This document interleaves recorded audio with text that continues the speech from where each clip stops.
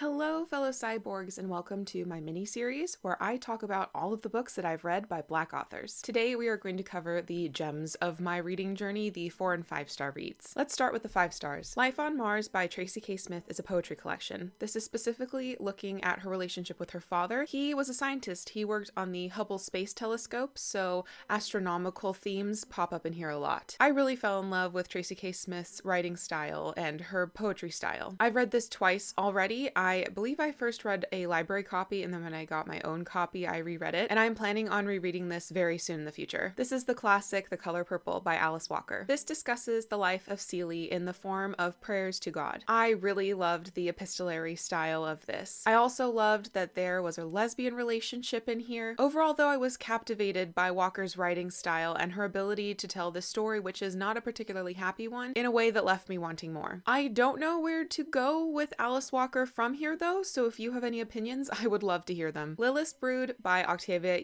Butler is the combined trilogy of the Xenogenesis trilogy. The first book in the series is called Dawn, in which we follow our character Lilith as she wakes up on an alien spaceship. She, and we as the reader along with her, learn about these aliens, the Oankali, as they try to get her to cooperate with their plans. I remember finding this trilogy, even though it's pretty hefty, it's over 600 pages, over 700 pages, was insanely readable. Whenever I gel with a book like this where I want to pick it up, where I can't stop reading it, it's rare and it makes me immediately think highly of it. I found the questions that are brought up in here, the moral gray area, just incredibly fascinating, and I could not stop pondering what I actually thought about these situations. With each successive book, we move further down the line of generations, so you get to see different characters' perspectives as well as different generations' perspectives in what has happened with the Oankali, and I remember enjoying each book equally as Dawn. This is by far the biggest hit with Butler that I have read, and I have read a few of her other things, which I'll be talking about later. The final 5 star is Song of Solomon by Toni Morrison. This is the first Morrison that I read and the biggest hit with me. This is the story of Milkman and his family. There are magical realism elements in here. I remember being captivated by the different characterizations and how I was able to care about more characters as they popped up in the novel rather than feeling they were distractions to the quote-unquote actual plot. I remember really appreciating the magical realism and it being embedded in a sort of way where you could explain away what was happening through realism, or you could choose to explain it away through magic. And I love that. I don't remember there being very many triggering things in Song of Solomon, which is not the case for a lot of Toni Morrison's work. I have read 4, I think, other books by Toni Morrison, 3 of which I remember having a rape scene in it. I don't remember anything like that in Song of Solomon, which for me is definitely a huge contributor to my 5-star rating. So it's possible that I just haven't met my next 5-star Morrison pick, or it's possible that this will be the only one. In either case, I love Song of Solomon and plan on rereading it soon. Now let's talk about 4 stars. Another Country is the first I have read more by James Baldwin that I have read. This follows a group of friends in New York City. I remember there being a suicide in here, so trigger warnings for that. And I also remember the writing style being musical, especially the first section. However, I do remember there being a lot of extramarital affairs and sexual couplings that I didn't really see justified. I also remember there being a lot of anger in this book and me being able to process through that for probably the first time. So I really enjoyed this and it made me want to try more by Baldwin, though I haven't enjoyed another Baldwin quite as much. Next is Sing Unburied Sing by Jasmine Ward, which I know has gotten a lot of love on BookTube. This is a story about an imperfect family, but there's also some ghost story elements in there as well. Those were the ones that I preferred the most, and I also remember there being too many scenes that were gritty and dark for me to truly love this, and too much vomit for me to love it as well. This is one of the sorts of 4-star books that you will see upcoming where I really enjoyed it at the time. It surprised me in a positive way, but where I didn't really think I would want to reread it, or if I did, it would be in the far future where I wouldn't really be justified with keeping a copy on my shelves. Sing Unburied Sing did make me want to read more of Jasmine Ward's work, but also a little bit concerned that her other works might be even grittier and darker than this one. Then we have Kindred by Octavia Butler, which is another Butler, of course. In this, our main character Dana is forcefully pulled back in time to the antebellum South. She doesn't know when or why she's going to be pulled back in time, or for how long she's going to stay there. Because of that, there is a vast amount of tension and dread throughout reading this, and that was definitely one of my main takeaways from this book. I don't remember there being a terribly graphic scene in here that would put me over the edge, but this was definitely a just incredibly tense read. This was an interesting and complicated time travel concept though, which I enjoyed, and I would like to reread it in the future. And here we have Make a Joyful Sound, Poems for Children by African American Poets. This is illustrated by Cornelius Van Wright and Ying Hua Hu, and edited by Deborah Sleer. This is an anthology of poetry, poems all aimed toward children, and that was my main takeaway of this. The poems were a bit simple for me as an adult reader to really appreciate fully. However, I did really like the illustrations, and these poems are heavily illustrated, which is really helpful for a child reading these poems. I also liked the anthology nature, so you could explore different authors, and there are biographies of the authors in the back, if I remember correctly. I also remember the poems having topics that were very grounded in the African American culture and experience, so I would be interested in rereading these and see what I think now. And then we have God Help the Child, also by Toni Morrison. This is a really hard-hitting book. The main theme and topic is child sexual abuse. I do remember there being a graphic rape scene that sits with me to this day and makes me hesitate to reread this because I know that's going to be in there. But I do remember the characters, specifically Bride, being really vivid. And I do also remember thinking that the way that Morrison handled this topic of child sexual abuse was done really respectfully and really well. And overall, for a book who surrounds this topic pretty intensely, and for me having a fairly weak stomach for that, it was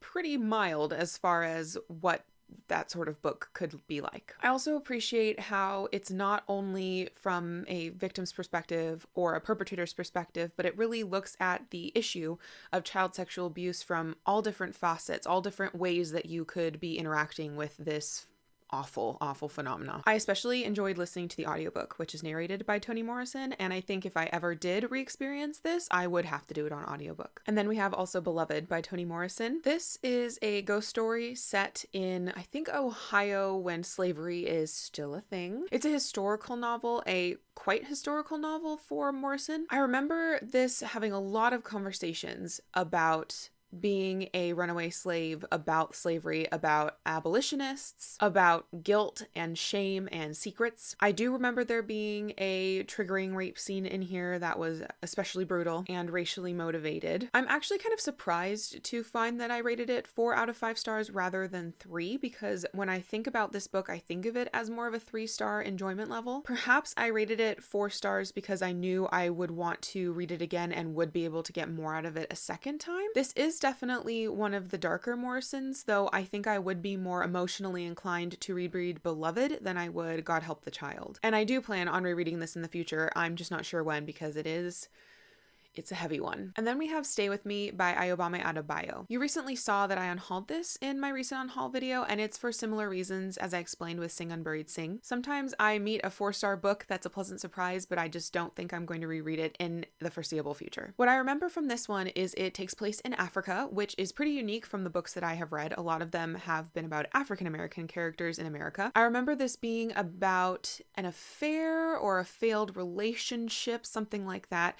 and I remember there being a couple shocking twists and secrets. I also remember the characters feeling fleshed out and psychologically deep in a way that I didn't expect. But now as I'm talking to you about it, I think I might also be conflating some of these characters and situations with Americana by Chimamanda Ngozi Adichie, another book that is set in Africa as well as parts of America, but there are sections in Africa. Somehow those two blend together, and maybe it's because they're literally like some of the few books that I have read by Black authors set in Africa. Like I said though, I did give this 4 out of 5 stars. I do remember it being a real pleasant surprise, and I would be interested in checking out more by this author. And then we have Mr. Fox by Helen Oyeyemi. This was the first Oyeyemi that I read, and I look back at this book and was certain that I had rated it 3 stars, but I rated it 4. This is a timey-wimey person-merson sort of book where it's magical realism. I remember it playing with the concept of identity in this relationship between 3 people. I remember there being one section where one of the characters is like a spinster sort of figure, and it was a more tragic vignette, and that one was my favorite. I remember this book being a lot about the conflict between these three people, and this love triangle, I think, is what it is. At the time, I remember thinking, this is weird. I don't know what's going on. There's no linear plot. What's happening? And it's possible that I ended up giving it 4 out of 5 stars because it was so highly acclaimed on BookTube and because I wanted to go with the crowd. And I'm still kind of ambivalent about Oyeyemi's work, though I do have Whitest for Witching on my shelves and will be reading that later this year. And then we have I Know Why the Caged Bird Sings by Maya Angelou. I really enjoyed this, and I still remember this with a lot of fondness. There is a rape scene in here with a child, but I do remember it somehow being softened. I was able to read it without huge amounts of dread and anxiety, and I would reread this without hesitation. The only reason why I don't have a copy is I enjoyed this so much that I ended up purchasing the collected autobiographies of Maya Angelou and reading that, but not getting on with it nearly as much as I had hoped, which I'll talk about in a later video. So I do need to replace my copy of I Know Why the Caged Bird Sings because this is definitely a hearty 4 stars. This is an autobiography. It's the first autobiography that Angelou wrote, and one of my favorite things were the couple chapters, I think, where she talks about the books that she was reading as a child or connects her memories as a child with famous books. And, you know, I'm a reader. I love books about books. And so those sections really did a lot to endear me to this collection of memories. It's an autobiography. So I definitely want to reread this and kind of refresh my palette with, see, you really enjoy Angelou, and kind of forget about the other autobiographies that did not affect me nearly as well. And finally, we have The New Jim Crow, Mass Incarceration in the Age of Colorblindness by Michelle Alexander. This is by far the most this is the second most academic text that I'll be talking about in this series. If you want a kind of brief overview of what Michelle Alexander is arguing, then you can see her TED Talk on the same topic. However, I really, really enjoyed all of the information that I learned in here, and there are some facts in here that I still use as my very skeletal, basic foundational knowledge of race in America. This talks about the history of race issues in America and then goes all the way to our present, where mass incarceration is one of our biggest issues. Whenever I see this on my shelves, I don't get the feeling that I want to reread it because I remember this being a bit dense. However, I remember underlining sections, and I do think that I would benefit from rereading this, especially since we still have the same problems. So even though this is a bit dense and academic, I do think it's really worth the read, and it's not overwhelmingly dense and academic. And obviously the topic is very much a hot topic and very important. So those were the 4 and 5 star books that I've read that were written by Black authors. As always, please let me know in the comments down below your opinions on any of these books, and especially if you have recommendations based on the books that were here. Thank you so much for watching, and until next time, continue to be lovely. It's magical real